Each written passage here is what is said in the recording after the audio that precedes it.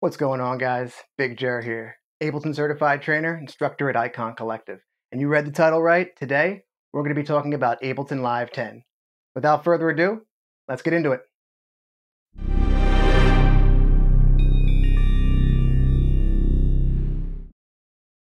Ableton Live 10 is a huge update. With a multitude of additions, both visual and functional, we're going to have a lot to talk about. Ableton Live 10 has added several new audio effects and a new instrument. That seems like a great place to start. Introducing Echo, a new audio device from Live. Echo is a modulation delay that is capable of a wide range of sounds, from vintage tape saturation right through to modern clean digital delays. Echo includes an LFO that modulates filter frequency and delay time, and an envelope follower that can be blended in with the LFO. Noise and wobble parameters simulate sound artifacts found in vintage delays. Also included are a distortion switch, a reverb, stereo width control, a ducking compressor, a gate, a feedback signal inversion switch, and a toggle for repitching and crossfading repeats. Introducing Pedal, a new audio effect device for Live. Pedal is a guitar distortion effect that can be also used in a less conventional setting, as a standalone effect for synths or drums. Pedal has 3 different modes: overdrive, distortion, and fuzz. Each mode was inspired by distortion pedals with their own distinct sonic characteristics, including warm and smooth, tight and aggressive, and bluesy yet broken. One of my personal favorites, Drum Bus, a new audio effect from Live. This is an analog-style drum processor. Drum Bus was designed to add body and character to a group of drums while gluing them together in a tight mix.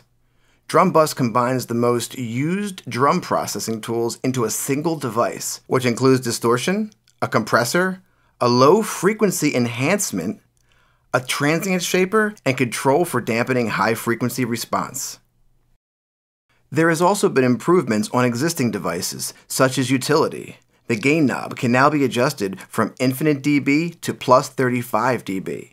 The right and left phase buttons now invert utility's input signal instead of its output signal. Furthermore, the layout has been redesigned to fit new features, including a mono switch, a bass mono switch, a bass mono frequency slider, a bass mono audition button, and a balance knob control. Older sets will continue to sound the same due to added legacy mode. Older utility devices can also be upgraded with the upgrade button as usual. Also, the EQ8's minimum frequency has been extended down to 10 Hz. Introducing Wavetable, a new instrument for Live. Wavetable is a dual oscillator wavetable synthesizer with flexible modulation that brings harmonically rich and expansive modern sounds to Live's sonic palette. Ableton 10 gave Arrangement View a lot of attention. There's so many things to talk about that we can't talk about them all now, but I'm going to show you a few of my favorite ones. So, a warped audio clip can now be stretched simply by holding Shift and moving over to the side here and pulling it out. So now we could actually warp this in time with the loop. So if this is a loop here, I can pull this out and actually double the time of the loop just by stretching it. Another thing that was really interesting is, over here I've got some drum groups here. I've got tops, which is just closed hi-hats, open hi-hats, rides, and I've got my kick and snare group inside of here as well. And if we wanted to kind of bust these together, we would have to open up, a new track and kind of route them into the audio track. But in Live 10, we can now group groups, which is awesome. So just as you would expect, you're going to highlight both of these guys, Command G, and now we could put groups inside of groups inside of groups inside. It is now possible in Arrangement View to move clips around simply by pressing the left or right arrow. So I got it selected. I'm going to go ahead and hit the right arrow. It's going to go ahead and snap. And then as I come back, it's going to snap again. I can also hold the Command button to toggle fine tuning. There's been a new shortcut key added. R now instantly reverses your clip. Boom.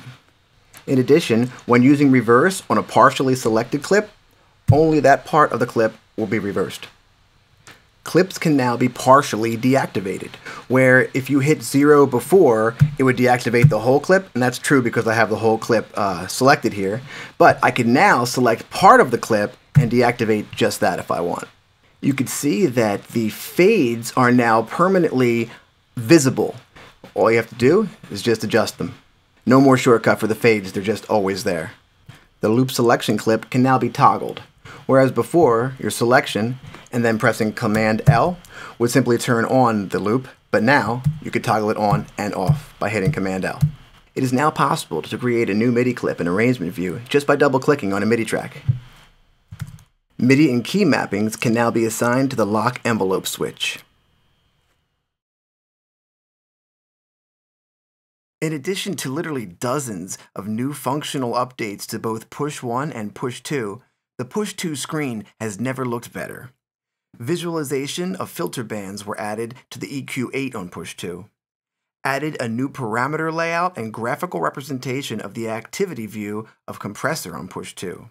It's now possible to configure sidechain routing from compressor on Push 2. Redesigned the filter envelopes, LFO envelopes, and pitch envelope banks for operator on Push 2.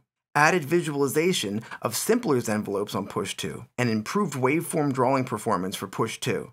In addition to that, the new devices look beautiful. Wavetable in particular taking full advantage of Ableton's beautiful display. So the first thing you might notice is that Ableton looks even flatter. That's something that they were known for, their flat look or their easiness on the eyes. And as you can see, it looks even flatter. That's pretty cool. They even went as far as to make their own custom font this time. One of my favorite new updates is the collections. Okay? So this takes places over here on your computer even to a new level. So you can actually do whatever you want in collections. So, okay, so first off, I've just got my first two right here, just basic stuff, so I could show you how to build this a little bit. I named the first one Effects, and I got a utility and an OTT in here. Basically, this is showing that I could put native plugins in as well as third-party ones, and it's as easy as going over here and let's see, we could so let's say I like RVox, right? I go into Waves, hit RVox, go into my effects, boom, and then every time I want to use RVox, it'll be right there under my effects. Now I've named this effects. It doesn't have to be effects. I could put anything in here. I just thought I would separate them by, I guess, classes or whatever you want to call it. I've made another one called Instruments, and I've got Drum Rack Serum, but again, it's as easy as going into your instruments here. It could be anything from, we can go into our plugins, and let's see, what do I got in here? I tell you what, we got Contact. Let's boop that, boom, boom, boom, into Instruments, and you guessed it, there it is in Instruments. Now, what if I want to do something else? Because it could be anything inside of collections, right? You could add, instruments, plugins, samples, loops, really any full projects, anything that you will groups, anything that you want to add in there, anything at all. So let's see, let's go ahead and, okay, so I've got, for my brand Scarlett, I've got some sounds that I'm working on, some custom samples, and I can go ahead down and I could just put it into maybe the green one here. How's that? I can go over here, Command R, renames as usual, and I could write in brand sound. Okay? Okay, and there it is. So pops right in there. Now, if I want to edit that or erase that, you can go right over here and you hit the little edit button, and you can click these on and off, and that will go away if you want it to. To be totally fair, at this point, we've barely touched the surface. With tons of additions to the navigation, automation, new functions like multi-clip editing and capture, and all the stuff we haven't even began to talk about on the push. Stay with us. We're going to educate you guys on it. Well, I hope you guys enjoyed that first look into the new Ableton Live 10 beta, the new functions, the new audio effects, the new instrument. Be sure to stay tuned to this channel because we're going to have a few more follow-up videos that go a lot deeper. By the way, if you own Ableton 9 Suite, you're already eligible for a copy of the beta. We'll leave a link in the description.